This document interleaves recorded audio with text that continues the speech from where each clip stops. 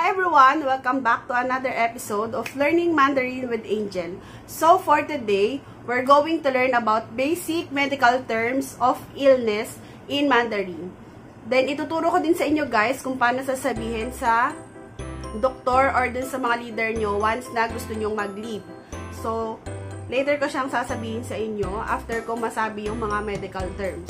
So before tayo mag-start, disclaimer lang guys na hindi ako teacher and wala rin akong experience sa pagtuturo. So this is purely from my experience and how do I interact with the peoples around me. So kung meron man akong maling nasabi and meron akong maling bigkas, please do correct me para sabay-sabay tayong matuto. So without further ado, let's get started.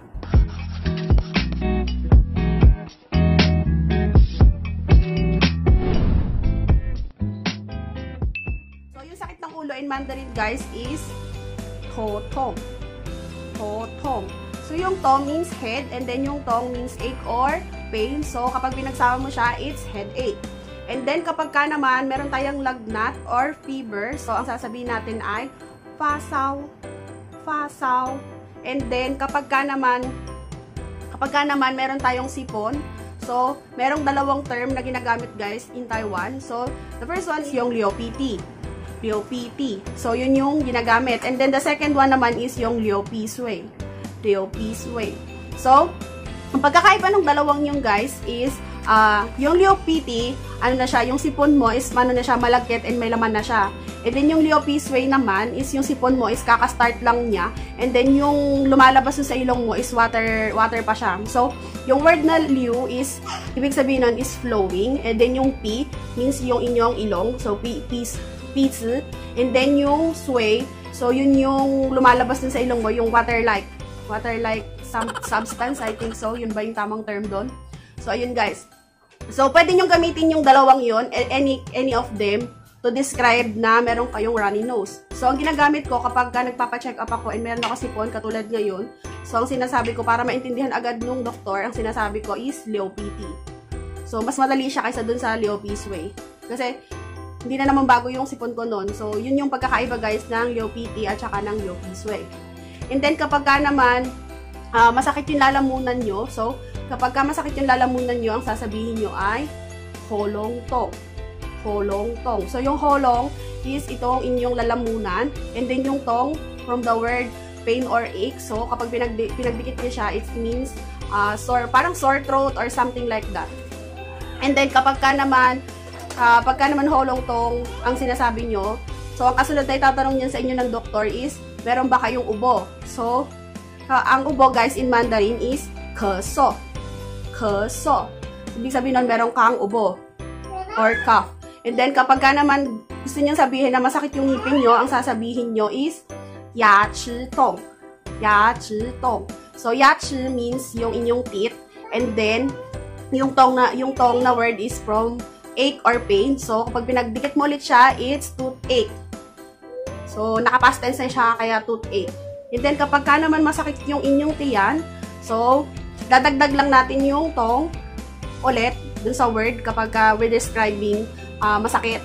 So, ang tiyan natin in Mandarin is tuzi. So, ididikit lang natin yung word na tong. So, it's tuzi tong. So, it's stomach ache. And then, kapag ka naman, mostly, kapag ka ito ay nagtatae or you have a diarrhea, pwede mong sabihin na la tuzi. So, yun yung sasabihin nyo. Kapag meron kayong menstruation or monthly period, ang sasabihin nyo, so ito ituro sa akin ni tatay, so ang sabi niya is, ang maganda daw sabihin and mas maiintindihan ng mga Taiwanese is, yue jing. So, depende daw yun kung saan mo gagamitin kasi may mga locals na hindi nakakaintindi ng MC Tong at saka MC Lai. So, ayun guys. So, ayun guys, yung mga basic medical terms na pwede nating sabihin to describe kung ano yung masakit sa katawan natin. So, pagka naman nakakaramdam tayo ng na gusto nating sabihin that we're not feeling well, ang sasabihin naman natin is wo bu su fu. So, ibig sabihin nun, I'm not feeling well. And then, kapag mo namang sabihin na may sakit ka, wo生病了. I'm sick. Ibig sabihin nun. And then, kapag ka naman gusto nyo namang magpaalam dun sa leader nyo. So, kailangan nyo magtumawag dun sa inyong leader, kung sino man yung leader na naka-assign. So, kailangan nyo magpaalam. And then, ang sasabihin nyo, kapag gusto nyo magpaalam dun sa inyong leader, so, meron tayong tatlong tinuro sa akin si tatay kung ano yung sasabihin mo kapag gusto mong mag-leave or magpahinga.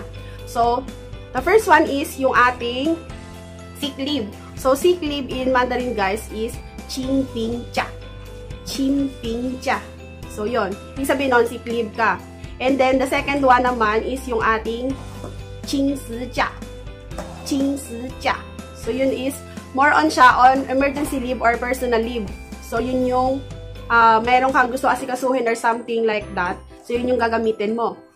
And then, meron pa sinabi si tatay ni isa pa. So, yun yung fangja. So, yung fangja naman daw, guys, more on ginagamit yon kapag ka holiday.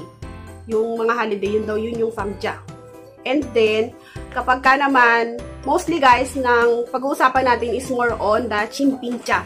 So, yung chimpingcha, guys, is yung sick leave. So, kapag yun ang gagamitin nyo, kailangan nyo pumunta sa doktor to have a, ano tawag doon? Yung Jinja Seming. Yun yung, para siyang medical certificate na patunay na nagpa-check up ka and you're fit to work. So, yun yung kailangan nyo. Yun yung ipapakita nyo dun sa inyong superior kapag ka umabsent kayo using your sick leave.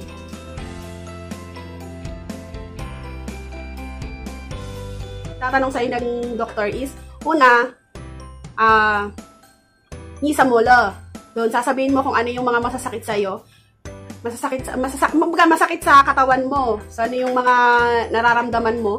And then, the second one naman is yung inali busufu. Doon yun na i-apply yung mga sinabi kong mga sakit-sakit sa katawan. So, I forgot to tell you na kapag ka pala meron na kayong ubo, sipon, sakit ng ulo, at saka fever. So, tinatawag nila yun dito, guys, in Taiwan na gemao.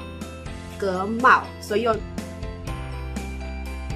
Pre, nakalib ka, naka-chimpingja ka. So, kailangan mong humingi ng Jinja Seming. So, yun ang kailangan mong hingiin. And then, sasabihin mo yun dun sa doktor. So, sasabihin mo, Isen. So, yung doktor, guys, in Mandarin is Isen.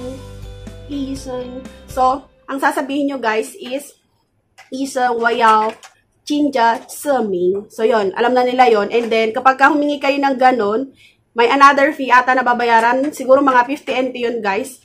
Then, hihintay kayo dun sa counter. Then, ibibigay na yun sa inyo. So, I hope meron kayong natutunan. And, sana magamit nyo rin siya, guys, once na nagpa-check up kayo dito sa doktor. And, kapag gusto nyo magpaalam sa inyong superior sa trabaho. So, kung meron kayong mga tanong, comments, and suggestion, please comment down below. And if you like this video, please give me a thumbs up. And don't forget to subscribe and click the notification bell para lagi kayong updated and informed sa lahat ng videos, uploads, and vlogs ko syempre. So, kita-kita ulit tayo sa ating susunod na episode. Bye-bye, guys! Say Jen! Magpapacheck up na rin ako, guys. Bye-bye! Ever since the day that you